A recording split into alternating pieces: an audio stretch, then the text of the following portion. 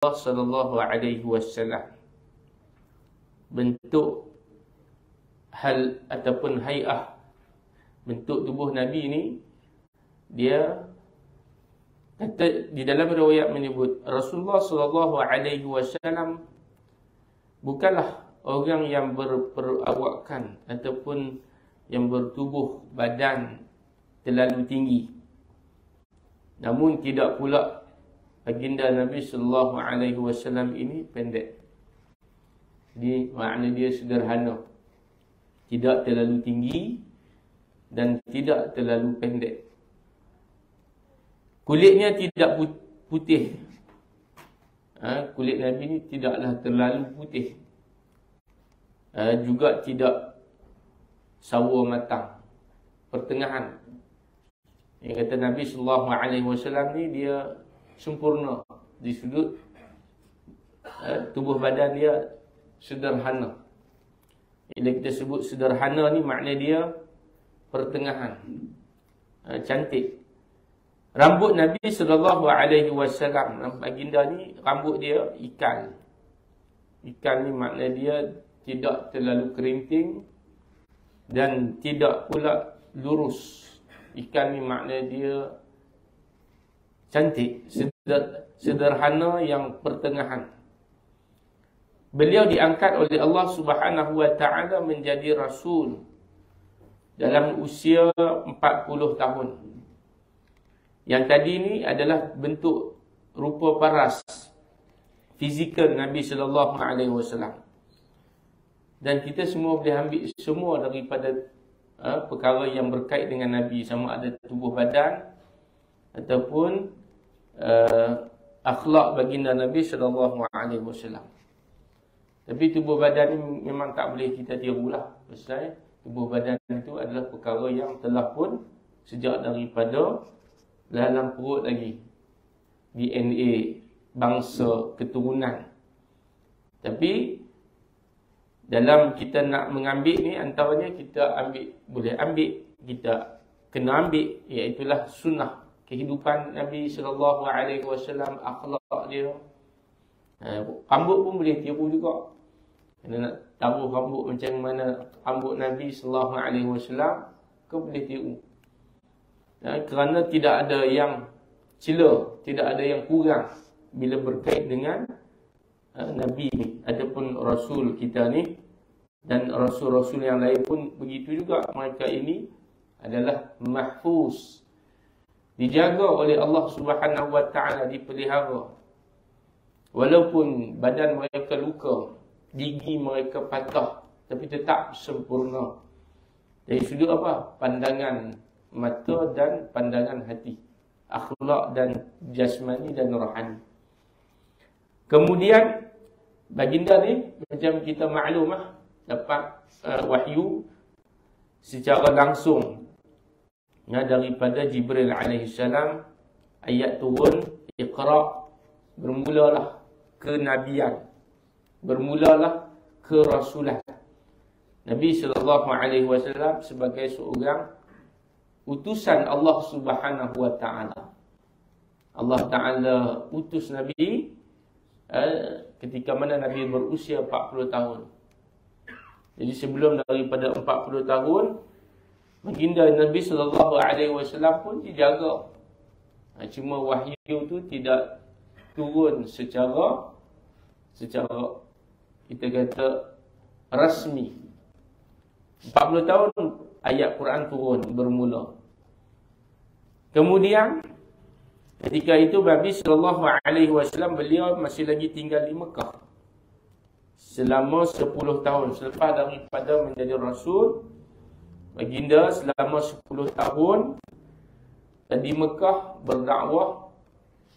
Kemudian sebelum Nabi berhijrah tambah lagi 3 tahun.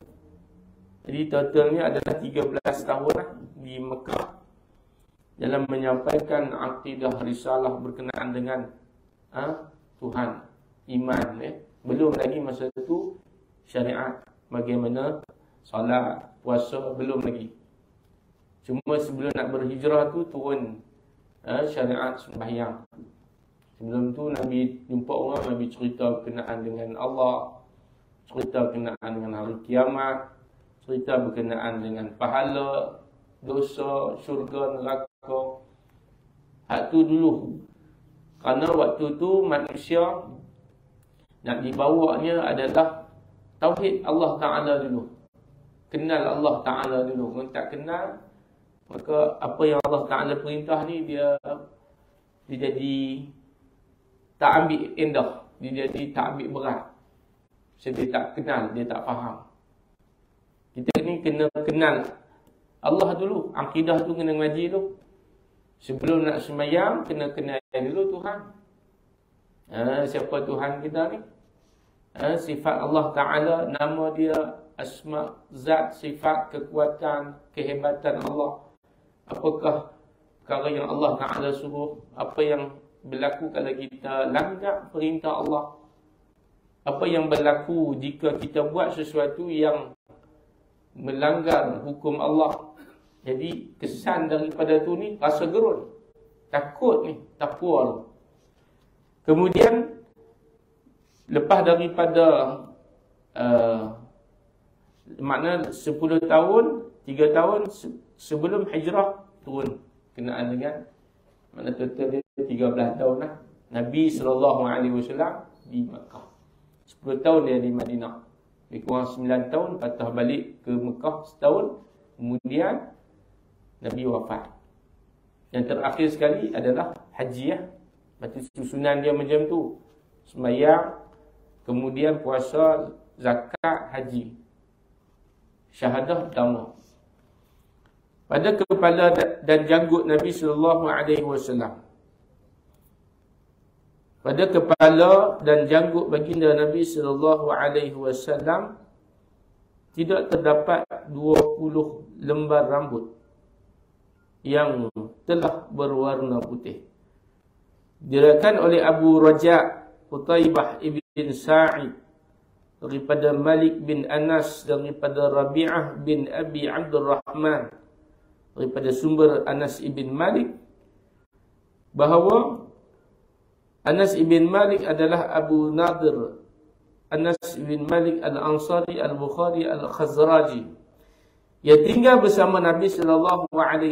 Anas bin Malik ni dia tinggal bersama dengan Nabi SAW. Jadi pembantu Nabi. Dan kemudian bila duduk dengan Nabi ni, maka dia tengok, dia lihat, ya, dia cerita berkenaan dengan pasal Nabi ni, tubuh badan, akhlak, apa semua ni. Dan dialah sahabat yang paling akhir meninggal dunia. Sahabat yang terakhir meninggal dunia di mana? Di Basrah. Pada 71 Hijrah. Tak ada orang sahabat lepas tu, dia lah kali. Kerana usia dia tu muda. Waktu ketika mana zaman Nabi SAW, dia ni muda. Jadi panjanglah segi usia dia tu. Jadi dia ni sahabat yang terakhir. Yang meninggal di mana? Di Basrah.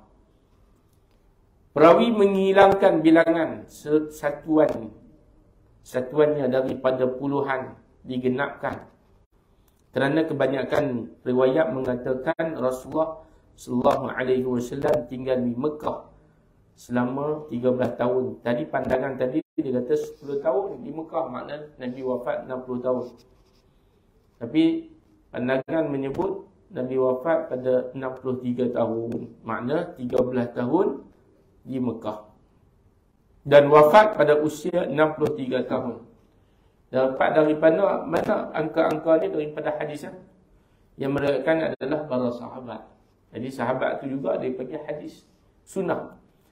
Yang kata apa yang datang daripada para sahabat ni juga adalah sebenarnya dikira sebagai asar, namanya khabar, berita. Ya. Jadi mereka ni siqah. Mereka ni beriman. Mereka ni duduk dengan Nabi sampai jadi melihat apa yang mereka sebut tu, maka sandaran dia cukup kemas. Kata-kata para sahabat ni.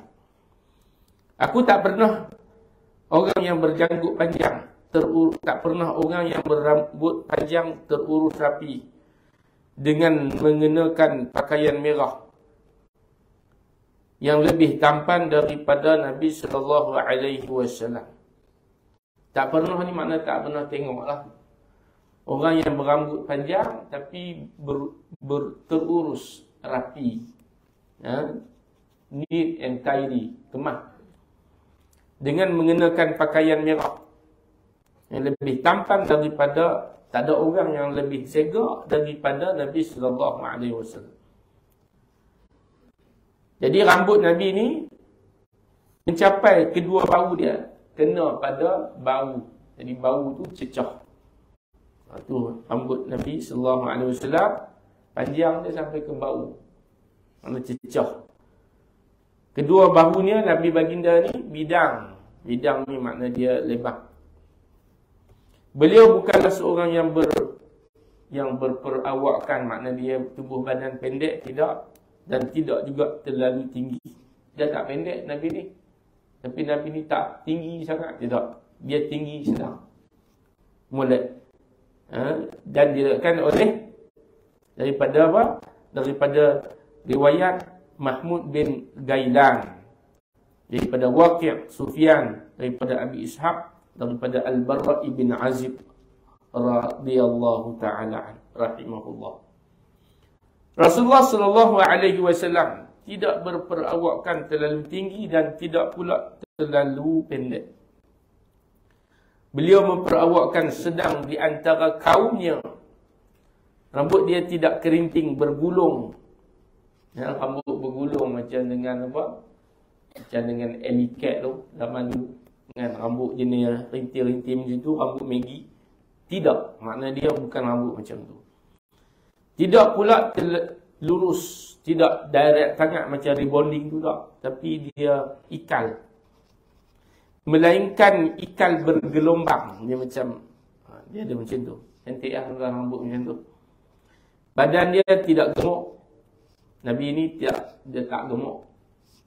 Dan pasal apa tak gemuk? Pasal makan pun tak pernah kenyang. Ya, makan berhenti sebelum kenyang, sederhana dalam makanan. Ya. Apa yang Nabi buat kalau benda-benda yang harus, yang jawas, yang dunia ni sederhana, tidak berlebihan. Kemudian dagunya tidak lancip dia kata. Dan wajahnya agak bundar, maknanya tidak terlalu putih, tidak terlalu sawo matang. Dia kemerah-merahan. Tapak tangan dan kaki baginda Nabi sallallahu alaihi wasallam tebal. Tapak tangan baginda Nabi ni dan kaki dia tebal. Yang panggil apa? Tebal ni macam kasar.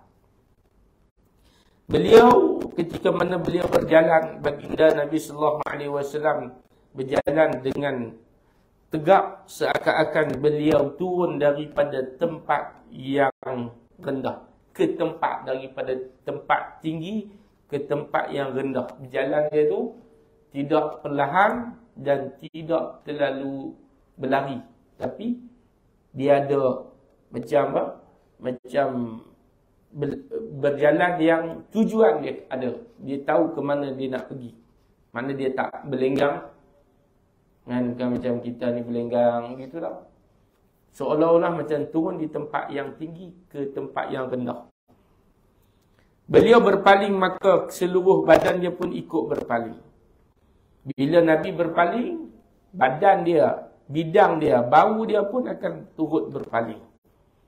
Di antara kedua bahunya beliau terdapat khatamun nubuwah. Dia kata di antara kedua bahunya, antara dua bahu ni terdapat tanda-tanda kenabian. Khatamun nubuwah. Nabi yang terakhir, iaitulah tanda kenabian. Apa tanda kenabian? Antaranya dadanya dibelah. Nah, tanda-tanda dibelah, tanda-tanda dibedah oleh malaikat. Ketika mana dibasuhkan hati dia, Nabi sallallahu alaihi wasallam ni dengan air yang suci. Dan kemudian di antara Beliau memiliki hati yang pemurah. Paling pemurah, tak boleh tengok orang kerja nak tolong lah, kerja nak bantu. Pemurah ni makna dia nak bantu, suka bantu orang. Hati yang murah, hati yang senang dalam menolong orang. Tak ada orang yang lebih pemurah daripada manusia ni. Zaman kita ni tak ada. Orang yang umat kita ni tak ada yang lebih boleh lawan daripada Nabi kita. Tu fakta dia. Kerana Nabi tak pernah tengok orang yang paling meminta, melainkan Nabi akan bagi kepada dia walaupun sebiji tamar dibelah dua. Beliau memiliki hati yang sangat-sangat pemurah. Ucapannya, bila dia berucap, perkataan yang keluar semua boleh diambil sebagai semua benar-benar belaka. Dan di antara semua orang. Makna dia perkataan yang keluar tu, semua tu adalah fakta. Perangai dia, baginda Nabi ni, lembut orang dia. Lembut ni makna dia sopan santun. Beliau paling ramah dalam pergaulan. Nabi tidak pernah sombong. Ramah makna dia, Nabi bila dia jumpa orang, dia tegur. Dia bagi salam. Barang siapa yang melihatnya, maka akan menaruh hormat kepada dia. Dia ada satu, Allah campakkan kepada orang yang melihat Nabi, akan rasa satu mahabbah, rasa satu kegerunan. Bagi orang kafir dan orang Islam, dia akan ada satu, dia panggil hormat, ihtiram terhadap baginda Nabi SAW. Barang siapa yang berkumpul dengan dia, kalau duduk, sahabat ni duduk dengan baginda Nabi SAW, akan timbul perasaan cinta kepada Nabi. Orang yang duduk dengan Nabi, sahabat ni akan rasa timbul cinta, mahabbah. Ruhama'u bainahum, kasih sayang kepada Nabi SAW. Dan orang yang menceritakan sifatnya, tentulah pasti akan berkata, orang yang kenal bila duduk dengan Nabi, pasti orang tu akan berkata, aku tak pernah tengok sebelum dan selepas orang yang seistimewa daripada Nabi SAW. Mana dia jumpa Nabi, bila dia sembang dengan Nabi, dia tak pernah tengok selepas dan sebelum tu orang yang macam ni. Ini diriwayatkan daripada Ahmad ibn Ubadah bin Ad-Dalabi Al-Basri, daripada Ali bin Hujr, daripada Abu Ja'far bin Muhammad Al-Husain, daripada Isa bin Yunus, daripada Umar bin Abdullah Ibrahim bin Muhammad, salah seorang putera Ali bin Abi Talib, daripada sumber Ali bin Abi Talib. Itu dia tubuh badan, bentuk tubuh Nabi SAW. Kemudian diriwayatkan lagi, telah diperlihatkan kepada aku para Nabi. Adapun Nabi Musa alaihi salam bagaikan seorang laki-laki daripada suku Syanu'ah ni daripada suku kaum Syanu'ah. Kulihat pula Nabi Isa bin Maryam alaihi salam. Ternyata orang yang pernah kulihat mirip kepadanya adalah Urwah bin Mas'ud. Kulihat pula Nabi Ibrahim AS, ternyata orang yang mirip kepada adalah kawan kalian, iaitulah Nabi SAW sendiri. Aku lihat Jibril, ternyata orang yang pernah kulihat mirip kepadanya adalah Dihiyah. Ini diriwayatkan oleh Qutaibah bin Sa'ad daripada Lais bin Sa'id Abi Jubair, sumber daripada Jabir radhiyallahu ta'ala. Yang dimasukkan dengan suku Syanu'ah ini adalah terdapat di Yaman. Mereka ni juga sedang. Mana orang Yaman ni dia tak macam tinggi sangat, dia tak rendah. Jadi Nabi Musa ni pun macam tu. Nabi ni boleh katakan molek, tuan-tuan. Dari segi fizikal mereka-mereka ni Allah Ta'ala ciptakan sedang, elok sebagai manusia. Dia tak ada cacat lah. Dia tak buta. Bukan maksudnya orang buta tu tak elok. Makna kata tak macam itulah. No? Bukan makna pendek tu tak bagus, panjang pun tak bagus. Tak. Jadi dia nak cerita pasal Nabi ni. Macam tu dia punya tubuh badan. Hak tu kita sebut dah tadi. Bahawa benda-benda itu tak boleh diubah. Yang kita nak ikut apa? Antaranya adalah akhlak Nabi SAW. Yang kalau kita boleh ikut cara simpan rambut apa, janggut, tu ikutlah. Nanti dia panggil sunnah. Di sudut apa? Khuluq. Khuluq ni makna kejadian. Yang boleh kita ikut-ikutlah. Tapi kalau sunnah Nabi SAW ni, akhlak Nabi, cara, adab, sifat, tu kena ikut. Tu tak ada pilihan, tuan-tuan. Fattabi'uni, kata Allah. Qul in kuntum tuhibbun Allah. Bila kamu, kita ni, orang-orang yang nakkan title orang beriman, dia mesti kena ikut Nabi SAW. Rasulullah SAW, dia kata, lagi, Urwah bin Mas'ud As-Saqafi adalah sahabat Nabi dan dia memulai Islam pada tahun 9 Hijrah. Seorang sahabat Nabi nama dia Urwah. Baik, dia adalah seorang sahabat Nabi. Cerita tadi ni balik, dia pun habaq balik. Nota kaki dia tu siapa mereka ni. Mereka ni adalah perawi-perawi yang meriwayatkan hadis berkaitan dengan syama'il, kesempurnaan rupa bentuk badan Nabi SAW. Rasulullah SAW mempunyai gigi yang seri. Maknanya gigi Nabi ni, asnan dia gigi Nabi ni tak terlalu rapat. Ada renggang sikit. Gigi seri yang renggang. Tapi cantik, tuan-tuan. Beliau ketika berbicara, bercakap, berkhutbah, terlihat akan seperti ada cahaya yang memancar keluar di antara kedua gigi yang berseri-seri itu. Jika Nabi bercakap, dia nampak cahaya daripada kedua-dua seri itu. Ini mukjizat, kelebihan. Baik, kemudian diriwayatkan oleh Abdullah bin Abdul Rahman daripada Ibrahim bin Munzir Al-Hizami, Abdul Aziz bin Sabit Az-Zuhri, Ismail bin Ibrahim, Musa ibn Uqbah daripada Quraib ibn Abbas radhiyallahu ta'ala. Baik, bentuk khatamun nubuwah. Apa makna khatamun nubuwah? Bentuk antara kedua bidang bau Nabi ni dia panggil, antara dua tu dia panggil tanda-tanda kenabian. Aku pernah melihat khatam. Khatam ni makna tanda-tanda kenabian. Ia terletak di antara kedua bahu Rasulullah SAW. Bentuknya seperti sepotong daging yang berwarna merah sebesar telur burung dara. Dia macam tegak badan Nabi. Diriwayatkan oleh Sa'id bin Ya'qub bin As-Salaqani daripada Ayyub bin Jabir. Sumber daripada Jabir. Apabila Ali bin Ali karramallahu wajhah, KW ni makna dia karramallahu wajhah. Itu gelaran kepada Ali bin Abi Talib. Menceritakan sifat Rasulullah SAW. Cerita ni Ali pun dia ada cerita dia. Dia ada riwayat dia berkenaan dengan Nabi ni. Dia kata apa? Maka ia akan bercerita panjang lebar.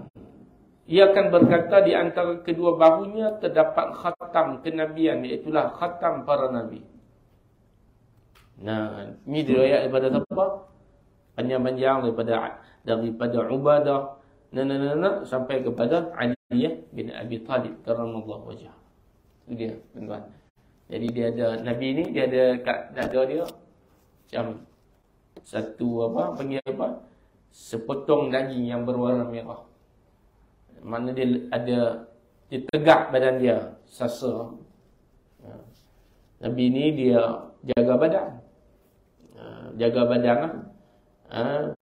Orang yang tak banyak tidur, orang yang banyak bekerja, banyak berdakwah, kan? Makan sikit, perfect lah badan. Umur 60 pun masih lagi berperang. Masih perang lagi. 60. Nabi sebelum Nabi wafat, perang-perang antara perang yang terakhir tu. Nabi keluar. Nabi berjihad. Perang ni semua. Bahkan semua Nabi join. Cuma ada perang yang Nabi hantar strategi. Contohnya perang Mu'tah. Ketika tu Nabi hidup lagi, tapi strategi dia ada yang tak keluar, satu lagi jaga tempat spot yang tertentu. Baik, kemudian rambut Nabi SAW yang tadi berkenaan dengan khatamun nubuwah.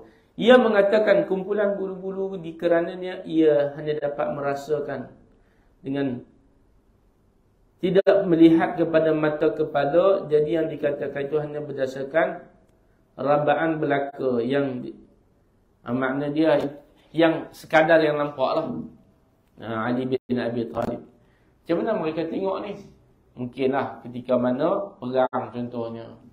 Tubuh badan Nabi, baju Nabi terkoyak nampak. Begitu. Jadi itu yang dilihat. Jadi ni banyak perawi yang laki-laki lah. Kalau biasanya isteri Nabi dia akan meriwayatkan tentang yang lebih detail ni. Kalau nak tahu, tak ada lah orang yang lebih tahu daripada isteri Nabi SAW. Isteri yang boleh tengok badan, kan, tengok dada apa semua ni. Orang lain tak boleh tengok, melainkan. Tapi dada tidak aurat bagi lelaki. Cuma dia macam mana tahu? Macam tadilah dia kata, oleh apa dikatakan tu berdasarkan hanya pandangan. Berdasarkan pandangan kasar. Rambut Nabi SAW masuk kepada rambut pula. Habis daripada atas bawah. Rambut daripada atas, daripada muka, daripada kulit. Kemudian rambut Nabi. Rambut ni rambut. Rasulullah SAW mencapai pertengahan kedua telinga ni. Rambut ni capai, mana cecah antara tengah telinga, kedua telinga. Nabi pernah simpan rambut, Nabi juga pernah potong rambut, Nabi juga pernah botak. 3 rambut Nabi SAW. Botak ketika mana balik haji, disunatkan botak. Kemudian Rasulullah SAW seorang yang berbadan sedang, kedua bahunya bidang, sedangkan rambutnya menyentuh kedua daun telinga. Ni telinga ni, rambut ni sentuh. Jadi bila rambut ni sentuh, dia tarik ke belakang, nampaklah kemah. Rasulullah SAW tidak terlampau kerinting. Rambut Nabi tak kerinting. Tidak pula lurus. Serta lagi pula. Tadi dia sebut detail lagi. Dan mencapai kedua daun telinga ni. Daripada hadis-hadis yang berlainan. Tentang satu bab tentang rambut. Banyak hadis tentang rambut Nabi SAW. Kedua-duanya, sesungguhnya Rasulullah SAW dulunya menyisir. Sisir ni maknanya ikat, sikat rambutnya ke belakang. Sedangkan orang-orang musyrik, mereka menyisir rambut mereka ke kiri dan kanan. Orang kafir, rambut dia sikat ke kanan, kiri. Nabi SAW sikat rambut dia ke belakang. Boleh kita nak ambil sunnah, sikat rambut, sikat belakang. Jangan sikat. Tidaklah juga satu haram, sikat tepi kanan kiri, tidak. Cuma nak ambil sunnah tu. Kalau kita sikat rambut kiri kanan, sekadar sebagai untuk harus, sebagai tak ikut siapa-siapa, tak apa. Tapi kalau kita niat i'tiqad, nak ikut orang kafir, maka jatuh hukumnya haram. Apa yang niat tu, bila diniatkan pada perkara yang dibenci oleh Islam. Orang kafir ni dibenci oleh Islam. Islam membenci orang kafir kerana kekufuran mereka. Maka apabila kita ikut, maka man tashabbaha biqaumin fahuwa minhum. Tapi kalau kita memang aku ni style daripada dulu lagi, mai sikat rambut belah tepi, belah kanan, belah kiri, tak apa. Tidak menjadi satu kesalahan. Tidak menjadi satu benda yang hukum dia haram, tidak. Kerana itu adalah adat. Tapi kalau tujuan dia nak tiru, tu tak boleh. Bergantung kepada niat. Innamal a'malu binniyat. Dan tu kiri kanan. Kalau jenis lah, tarik depan pula, kepok apa bagai tu. Itu macam, itu lagi ya, nampak merapu kan. Kepok-kepok lah, Korea. Tarik rambut piduk depan kan. Macam 3 suku lah kan.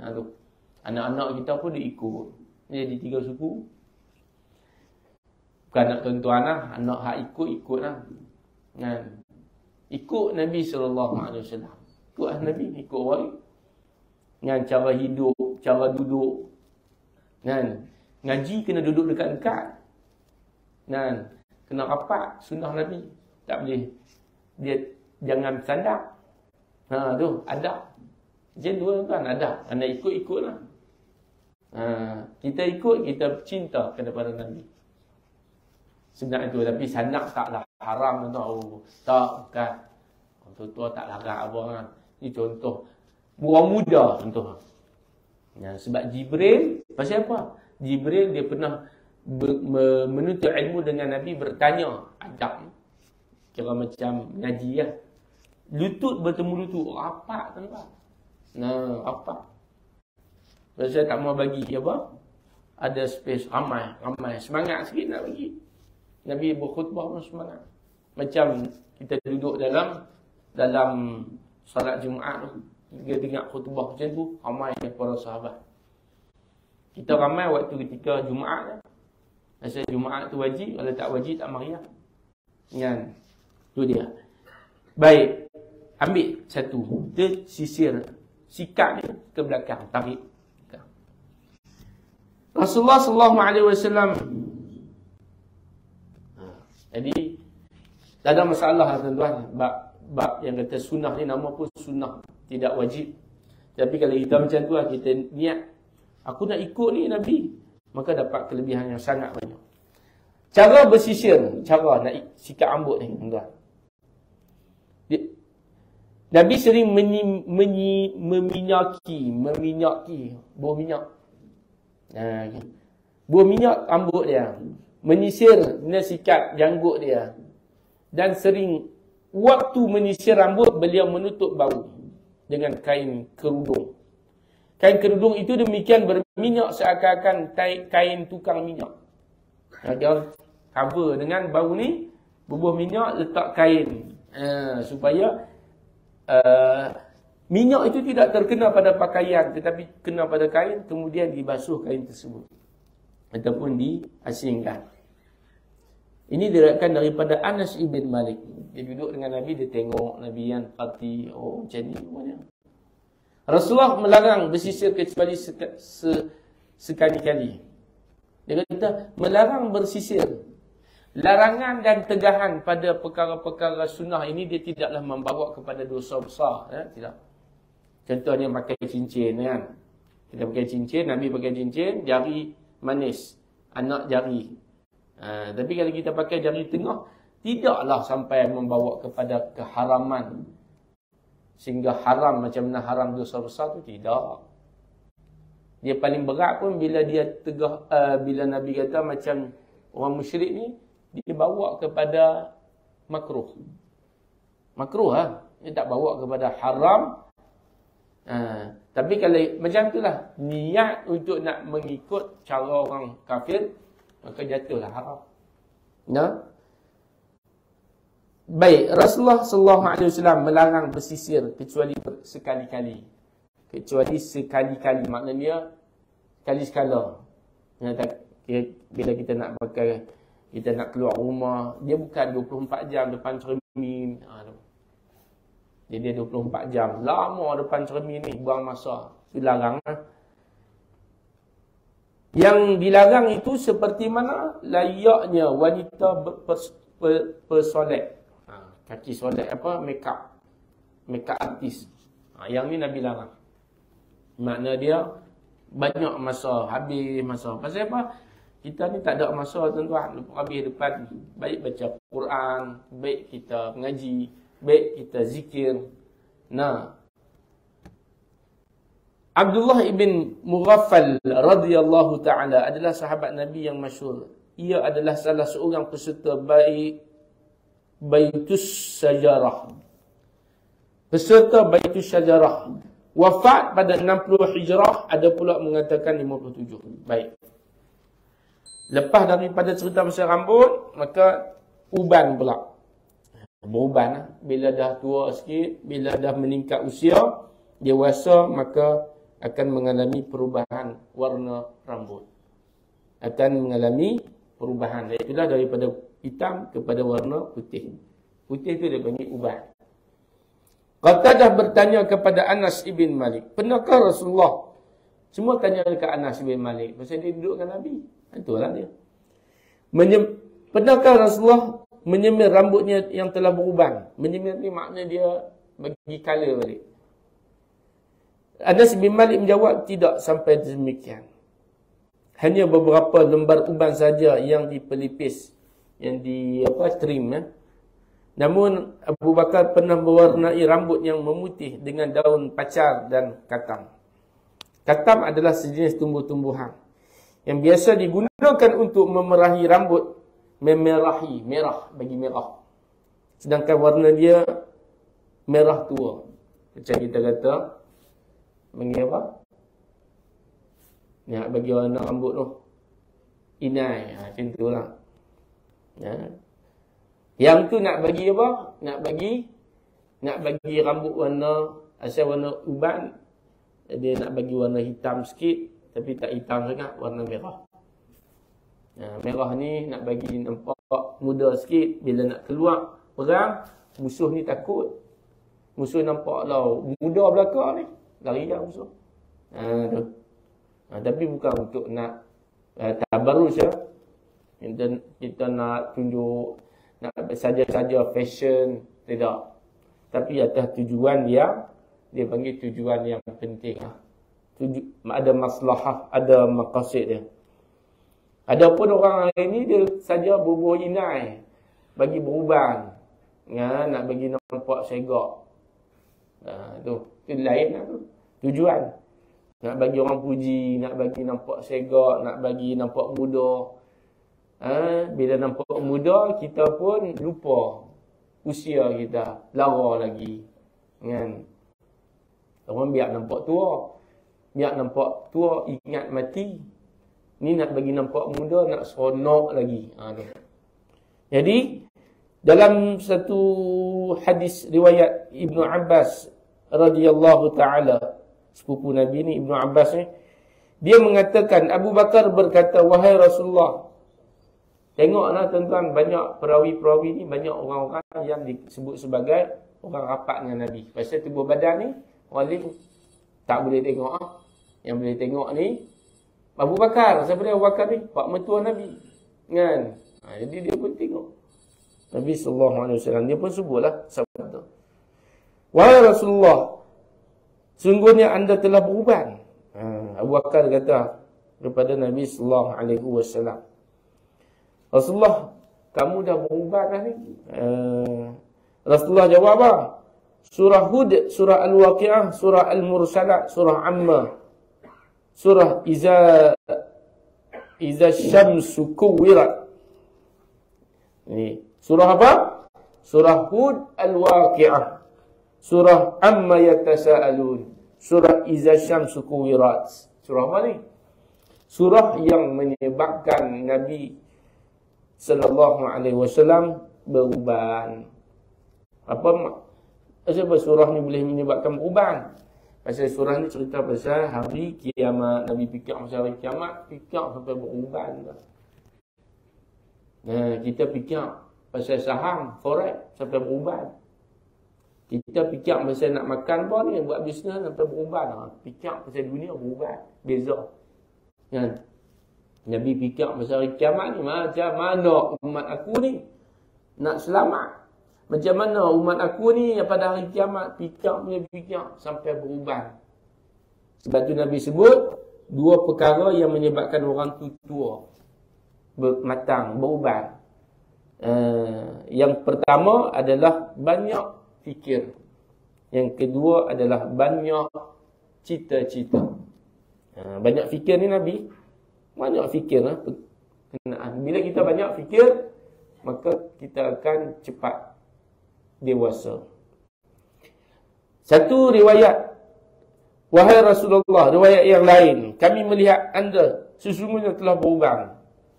Yang ni sahabat ni, hak lain-lain pun dia nampaklah berubah. Pasal berubah ni dia bukan duduk dalam kain, dia duduk dekat luar, kat kepala. Dia orang nampak sahabat ni, dia tegur, ya Rasulullah, entah ni berubah dah Rasulullah. Habis korang macam tu lah kan. Anak entah Arab berubah lah ni ya Rasulullah. Maka Nabi pun habaq macam tu. Surah Hud dan beberapa surah yang lain yang tadi telah menyebabkan aku berubah. Ya. Abu Juhaifah adalah Wahab As-Sawab bin Amir Sa'ah Al-Kufi, adalah seorang sahabat yang masyhur. Ia adalah rawi yang siqah. Baik, Semir pula. Inai. Semir rambut. Al-Jahzamah radhiyallahu ta'ala an, isteri Bushair bin Khasiyah. Al-Khasiyah pernah bercerita, aku melihat Rasulullah sallallahu alaihi wasallam keluar daripada rumahnya. Dia pernah nampak isteri sahabat ni, dia pernah nampak Nabi ni keluar daripada rumah dia mengibas rambut. Sehabis ketika Nabi keluar daripada rumah, Nabi kibas rambut Nabi, dan di kepalanya terdapat bekas daun daripada inai, bekas celupan. Baik. Dia kan daripada Ibrahim bin Harun, Nadir bin Zahrah. Aku melihat Rasulullah sallallahu alaihi wasallam dipacari. Pacar ni makna dia inai lah tu. Dengan warna merah. Sebagai rawi yang masyhur tapi dianggap dhaif kerana menyamarkan rawi. Ni perawi ni dia ada sikit lah. Ada dhaif sikit dia kata. Baik, celak pula. Kita tengok celak pula. Satu lagi hadis sebelum masuk pakaian panjang ni, satu-satu lah, tak pernah sempat. Celak pula dalam sebuah hadis riwayat sumber daripada Ibnu Abbas, dikemukakan sesungguhnya Nabi SAW, celak ni apa? Pakai kat mata. Nabi kata, bercelaklah kalian dengan ismit, kerana ia dapat. Ismit ni apa? Batu celak, bukan ismit ular raja. Ismit kerana ia mencerahkan penglihatan dan menumbuhkan bulu mata. Ini kelebihan batu ismit ni. Batu celak yang biasanya berupa serbuk, warnanya hitam. Jadi semua organik ya tuan-tuan. Lah celak-celak apa balut, inai apa hak ni, lah ni, dye apa semua ni, lah ni semua chemical. Kalau nak bubuh, ikut cara Nabi ni, organik. Serbuk ismit dioleskan pada bulu mata. Oles ni makna dia sapu kat bulu mata ni, sapu sekeliling mata. Ini sunnah Nabi SAW. Pakai apa? Celak. Sungguh Nabi mempunyai tempat celak mata yang digunakan untuk bercelak. Bila pakai celak ni? Pada waktu bila? Pada waktu bila? Tanya ni bila? Senyum pula dah. Tiba-tiba jawab. Bila? Siang ke malam? Takutlah sebut. Kan bukan dapat ni pun. Bila je? Celak. Tengok kawan. Bila waktu malam.